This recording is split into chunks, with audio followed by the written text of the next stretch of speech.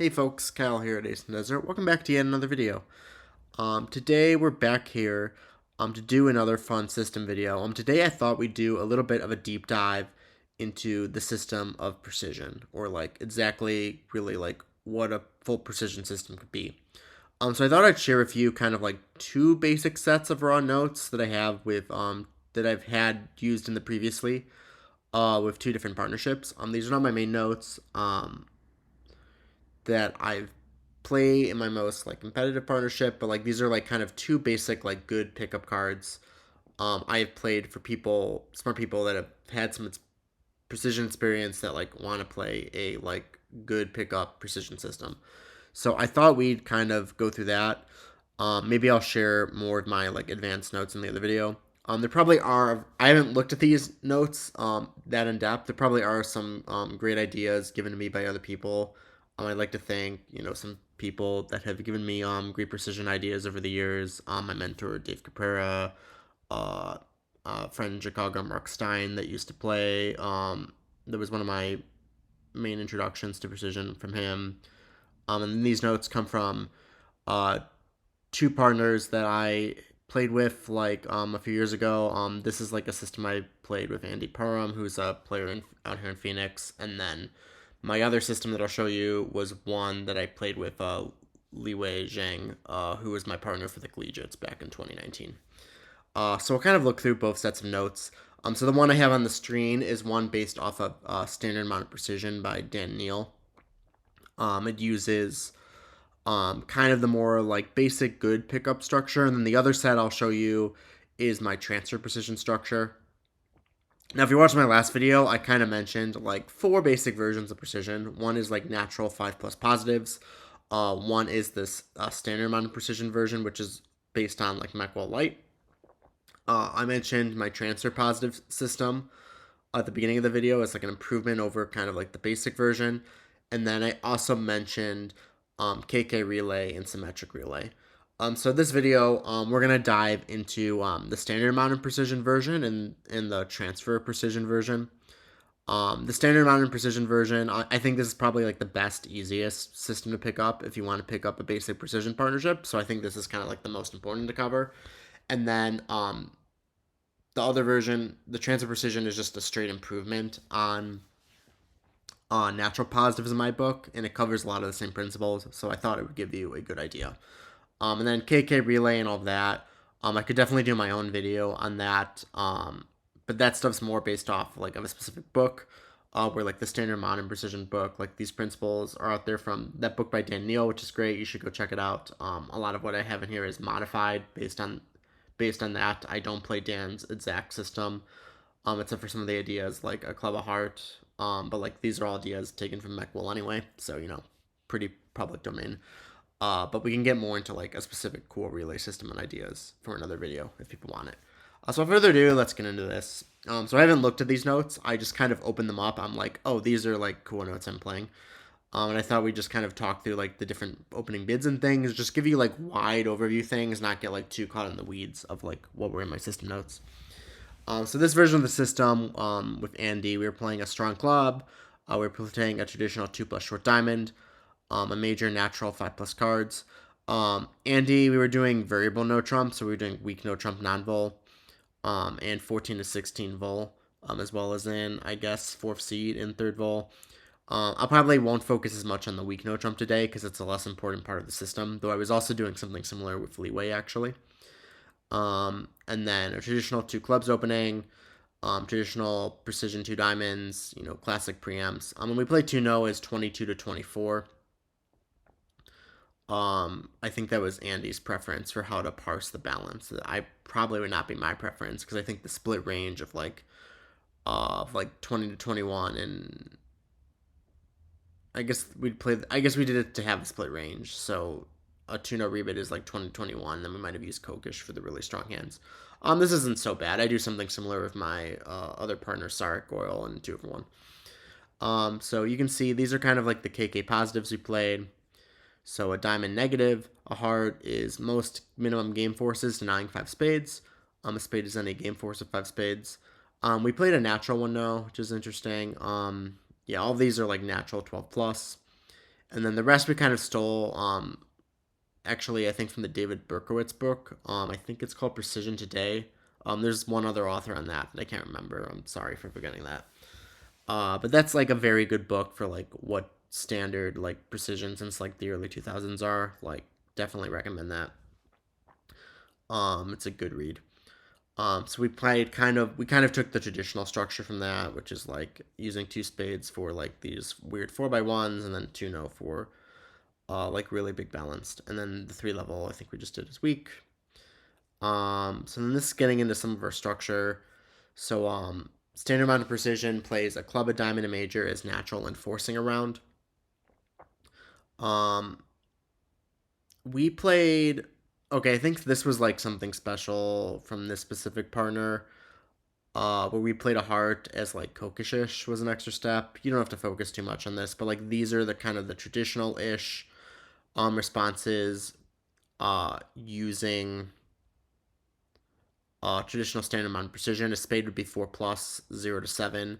One no is 0 to 4 forcing, and then all these other ones would be like the traditional two level stuff. This is actually less good than what I wanted to say. So this is more like down here. So like for a club, a diamond, a spade, this is getting to like kind of traditional two level response, playing standard amount of precision. So two clubs is positive, no fit. Two diamonds shows three card support. Other bids are natural. You raise very weak with support. You have to jump raise to show 5 to 7.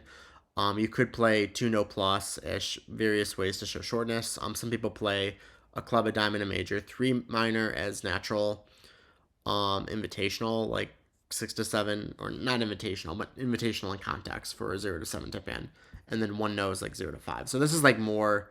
This is basically what the S&P structure is for a club, a diamond, a major. And like this is kind of janky. So in another part of this that I probably am going out of order a bit, but we play a major's first structure to a club of diamond in S&P. So a club of diamond, a major is any hand with a 4 card major starts with one major. A club of diamond, one no is some no trump range. Usually whatever is directly above your one opener. So like if you're playing 14 to 16, a club of diamond, one no would be 17 to 19. And then two minor is like 16 to 21, no 4 card major, because you would always bid one major. And then you could play two hearts plus, like you open two clubs, two diamonds in standard, and do kind of something like that, is kind of the basic idea. But there's all sorts of fun things you could do. You could play a club, a diamond, two hearts is like Kokish, which is a common convention played in 2/1 over two clubs, two diamonds. You can do a fun relay like I did over a club, a diamond, a heart with this partner. I mean, there's all sorts of interesting inventive ideas. So that's kind of the gist of our Club at Diamond structure. I won't bore you much more with that section for the sake of moving on. And then the rest of the system, basically we took from the Dan Neal book. So a Club of Heart is just any game force, 8 to 11. It's a minimum game force, so you know right away pretty much if you're in the slam range or not. So what we did after a Club of Heart was basically we bid naturally. The Dan Neal book has some cool things. So if you play the version of a club of heart that denies 5 or more spades, you can often use two spades as like an artificial punt in hands that don't want to go no trump, although like want to make a forward going bid. So after a club of heart with this partner, we didn't have much time to practice. We kept things pretty natural, so we did that. We did agree to some things like playing like partial systems on after a club of heart one no. In the Dan Neal book, I believe it recommends just completely systems off after a club, a heart, one no, because like you've already wrong sided hearts, and you want to be able to like bid minor suits naturally. Some people play systems on always after a club. People always play systems on usually after like a club, a diamond, one no, and you could choose to do something similar after a club, a heart, one no. But it's a little bit different because responder is limited. So that's kind of interesting. There's questions on how to handle 4x1s. The Dan Neal book uses a club of heart, two spades to show any 4x1. So things like that. Um, in response to other bids in the system, so we just bid like pretty naturally after a club of spade or a club two minor. Um, or actually, we played these part of the Greek relays, which is pretty common for classic precision. I'll get more into Greek relays either later in the stock or into the next one. But essentially, there's like some common relays that are played in normal precision. This is called the trump asking bid. So it would ask about, does partner have an honor and trump, and then you would move on to control asks. Because and this was pretty good. So this is like a more basic version of like full symmetric or transfer over or like KK relay, the fun stuff you can do. Over a club one no, we did some fancy things because you could have a 4 card major to look. So we had like a Staymanish bid. We also played something called the trump asking bid. So after a club one no and you bid a suit naturally, um, partner bids like steps about the kind of support they have for your suit because you're kind of suggesting a suit. And then you could also move into the control asks. So this was kind of a bit of our schema. Interference of a club is really interesting. A club is like often the worst bid in the system, so you generally want to have good notes. So like, do you play your systems on if they double? Do you play systems on if they overcall naturally? Like you could theoretically play most of these systems on after a club a diamond. So like, do you play systems on over a double? Do you play systems on over a diamond? These are good things. Do you have a semi-positive track? If you bid some sort of semi-positive with like your double or your one diamond bid, depending on agreement, or new suits forcing around, how high are you in a force to? These are like really complicated spots where people don't agree. This is one of the reasons why like precision is like a very hard system to kind of pick up unless you have like really good agreements with your partner. So this is a lot about a precision agreements. We think about a lot of things as auctions come up. When I in practice partnership, we just throw them in the dock and talk about them. It's not always the right answer. So here is getting into like some of the Greek relays we played. So this is the trump asking bid. So a suit's been bid and raised. So the next step asks artificially, just for a step response from partner about number of honors in the trump suit, which could be important. And then the control asking bid is kind of the bread and butter precision. So after an alpha bid or a tab bid, you can move on to control asking bids. And then this basically you're just asking you're in your open suits or suits that may be your source of tricks.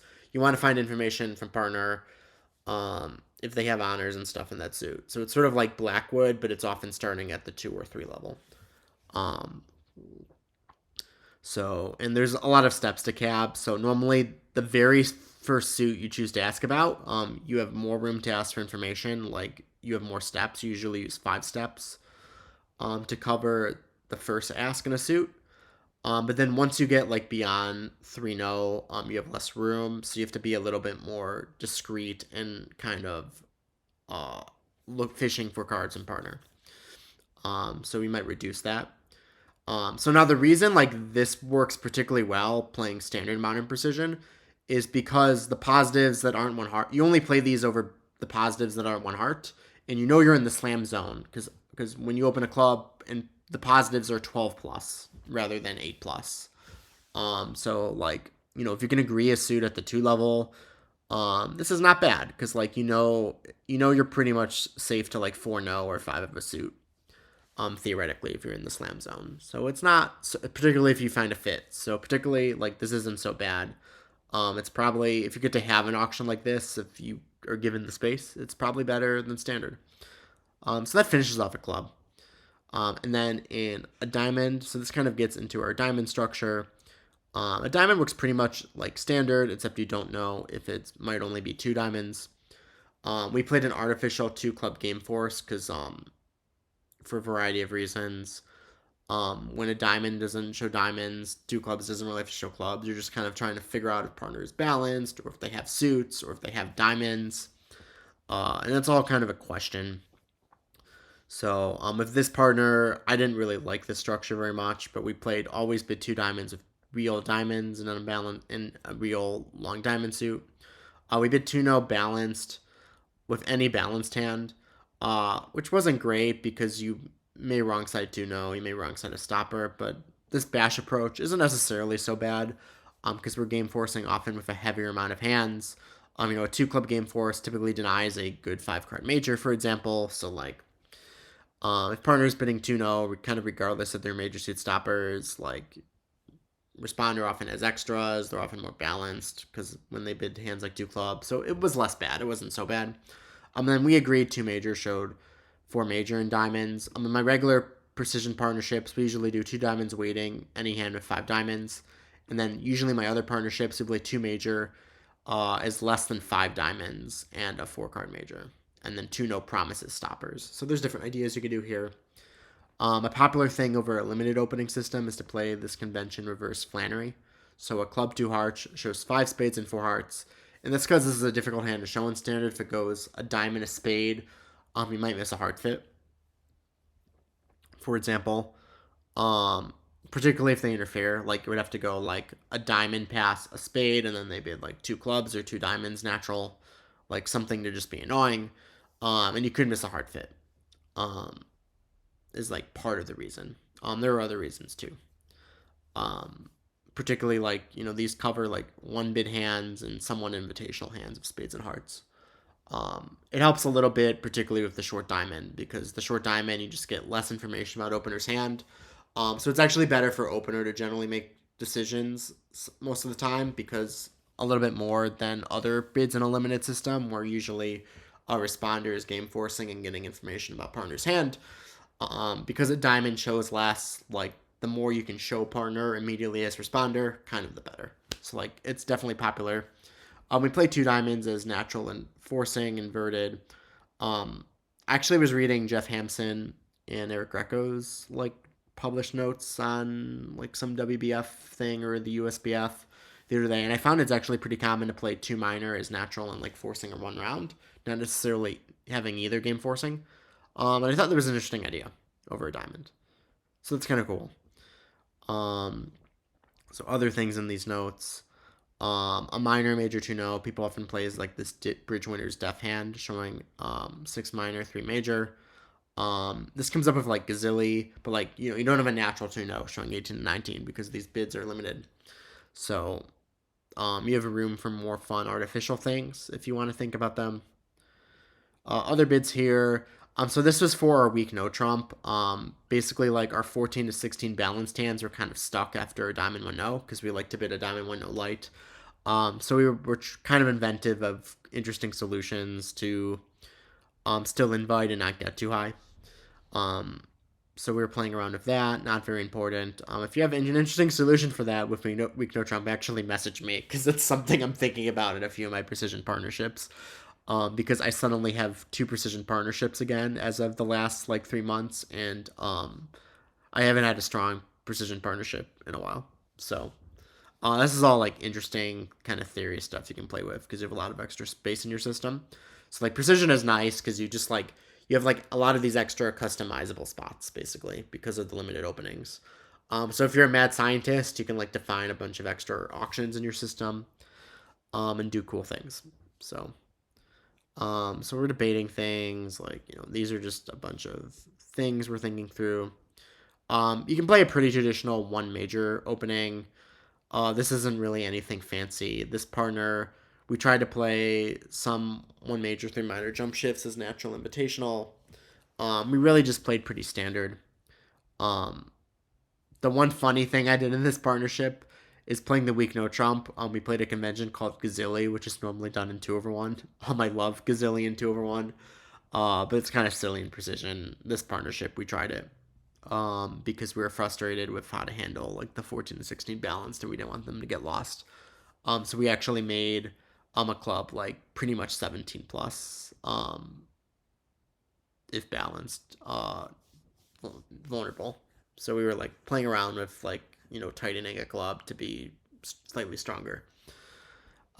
Just some funny things here, not worth talking about. These are just a lot of my preferences. If you're curious, take a look. Over a 2 club opening, so most people play 2 clubs, 2 diamonds as an asking bid. And they play 2 major as not forcing, and they play 3 clubs as a simple raise. And then you can do kind of funny stuff with the utility bids starting at 3 diamonds. This system, it's actually a system that I got from my friend Mark Stein a little bit, but I've modified it with my other partner Leeway, and Andy was also willing to play it. We experimented with this idea of playing transfers. It's not necessarily the best thing, but it's somewhat interesting. Some of the rebids get complicated and artificial and easy to forget. Like we had some flips with like steps to like this check back bid over two clubs, two diamonds. Um, that were kind of bad. So you can take a look at this if you want. Um, there's some good parts about transfers I still like. Then we played a traditional precision two diamond opening, which is just shortness. You can read about that if you ever play precision. It's kind of like a weird part of the system. We were playing mulberry, or from kit, I now play woolberry, which is a variation of mulberry. Um, that I like from the KK Relay book from Kit and Karen. But this is kind of pretty standard stuff over two diamonds. Mulberry just lets you show like more invites, lets you easily invite key card, and relay, basically depending on what kind of hand you have. And it's really useful when there's three different suits of three or four different suits to play in depending on from partner's opening. Just a gadget to use the space a little bit more because partner doesn't you don't really need to describe your hand to partner when they open a precision two diamonds. You just need to find out information about their hand. So this is very similar to a club of major positives and like a pure relay system. But it's just so common to play it because two diamonds is like very specific, even more specific than like a one no opening. There's just like a very low percentage bid that is very descriptive. Um, so that's most of the system in a nutshell. I think we're at the end of this doc. These were like our runouts over week no trump we discussed. We might have discussed like kickback, or this was describing mulberry. Andy didn't play kickback. So that's kind of these notes. Let's take a quick look at my other notes, which were the transfer precision ones. These notes are ultimately pretty similar, except for the club system was a little bit different. So looking at my system, we played a heart, showed spades. We played a spade, showed balance. We played one no two club, showed the minor. But they're often very minor oriented type hands. And we played two diamonds, showed hearts, which was not ideal. And then this is similar to what's in the Berkowitz book. In the Berkowitz book, played like two spades as 4-4-4-1 any. We shifted it down to two hearts. And then this was a fun convention. I think I got this from Ping Hu, who's a pretty decent player, wins a lot of national limited B flight events. I had also played precision with him for a bit in Chicago. This came from Ping, just a fun way to show like long two suitors that are opening hand type strength or better, which is a useful thing sort of to show playing these more like so that like really narrowed the shapes in a heart, two diamonds, two spades, or in the suit bids, a heart, two clubs. Sorry, yeah, it's a heart, one no, two clubs, two diamonds are the suit bids. So our bids were either like minimum strength.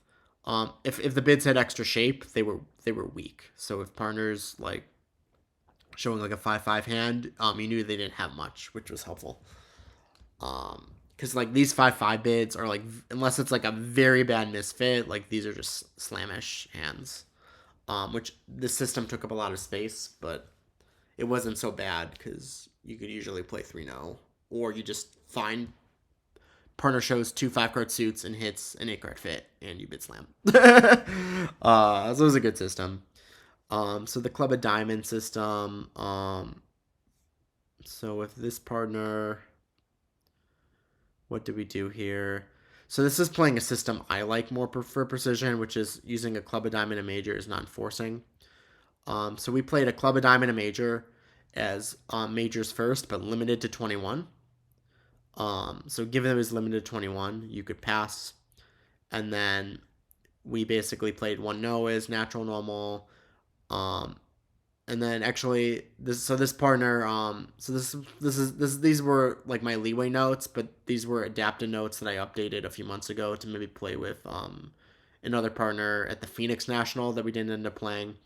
So this is a bit of my structure that I use in my Canopy system from a while back. So we were debating like parsing out some of the stuff. So maybe not want to go. I don't want to go actually in depth into this, but I'll show you my non-forcing Club of Diamond and Major structure because I think you might find it useful. So you don't have to play a Club of Diamond and Major as forcing. You can just play a Club, a Diamond, one major, as limited to 21. So, you can passive 0 to 4. It's common to play like this 1 no as 3 card support, playing a forcing style. So, sort of like, um, this is sort of played in other parts of precision systems. Some people play like a heart of spade 1 no as 3 card support. So there's some people that prefer the 3 card support bid goes in 1 no, rather than like an artificial 2 diamonds like standard amount of precision uses. We did like natural positives here. Um,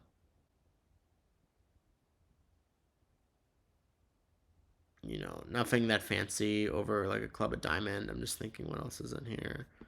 Um, with leeway, and particularly from my notes from Ping, we did some weird stuff like Ping liked kind of like these transferish bids, particularly over a club of diamond a spade. He liked these negative inference about like the number of hearts you showed. So we did sort of play like the 2 club no fit bid, but Ping liked it to show clubs. So like this was something in there from the leeway notes. But then we're getting into the positives to 1 club. Or is this a club of spade one? No. Sorry, I skipped over stuff. Yada da da da. Club of spade one. No. Sorry. So yeah, we had the similar alpha stuff. So this partner, um, this was thinking about the other bids in the system, like finding the 5-5 stuff. We had a schema with Ping.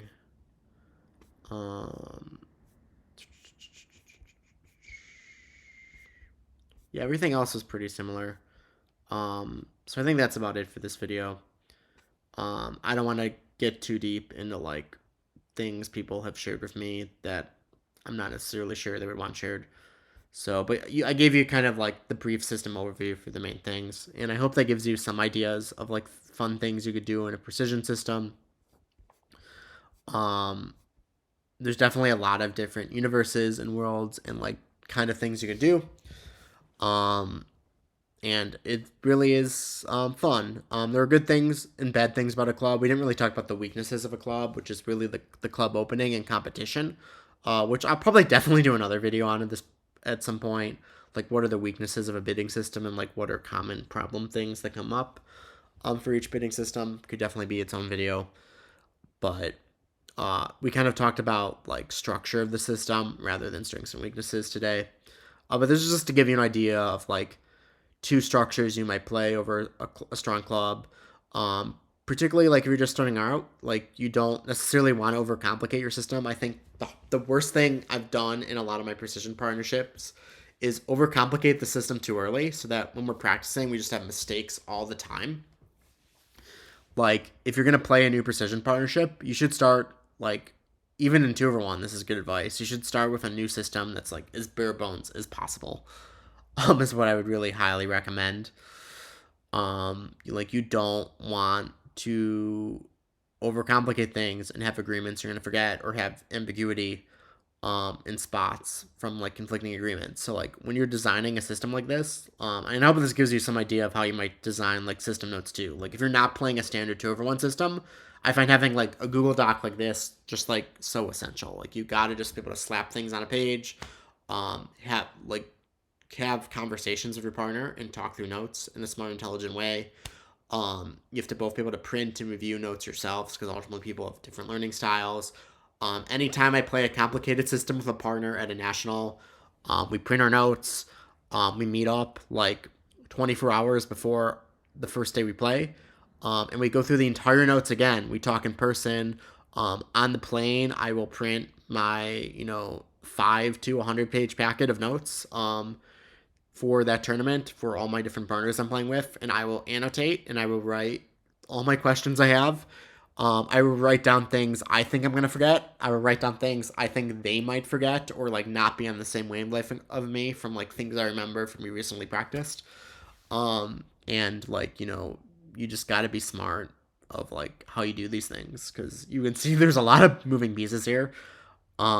You might only have one, if you play like a precision system for like 3 days, you might only have like one or two like complicated club auctions, but like you don't want to like be in a grand off an ace because you misunderstood partner's bid. So be smart. I always want to emphasize that talking through system videos because people definitely like get too deep into the weeds and don't realize big picture. And I want to be a good advocate for smart system building. So I hope you enjoyed today's video. Hopefully we covered a good base for you. If there's anything else in these videos for precision you want me to cover, leave a comment, send me a message here on Discord or whatever you want to do. Um, there's definitely a lot of cool things out there. And I want to cover more cool system things, um, in a good manner. Maybe I'll share some of my notes in another video. Maybe we'll review some of the systems that are out there on the web. Um, so good, interesting things. So hope you enjoyed this one, and I'll catch you in the next one. Yeah.